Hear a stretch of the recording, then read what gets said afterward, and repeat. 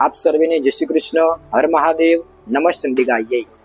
આજે આપણે જાણીશું કે આપણે કન્યા પૂજન કરીએ તેમાં આપણાથી કઈ ભૂલ ન થવી જોઈએ.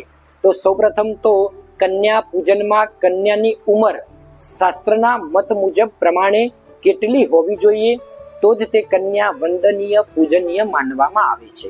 આમ તો દરેક કન્યાઓ વંદનીય પૂજનીય છે, પણ શાસ્ત્રના મત મુજબ પ્રમાણે કઈ કન્યા પૂજનીય વંદનીય માનવામાં આવે છે. તો આવો સૌપ્રથમ શ્લોકનું શ્રવણ કરી પછી એનો અર્થ સમજીએ.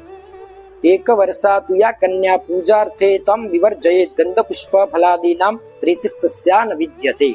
શાસ્ત્રની અંદર બતાવ્યું કે 1 અને 2 વર્ષની જે કન્યા હોય તેનું આપણે પૂજન કરી શકતા નથી. કેમ કે તે કન્યાને આપણે ગંધ પુષ્પ કે ફળ આપીએ તેને ખબર પડતી નથી, ખ્યાલ પણ તેને આવે નહીં.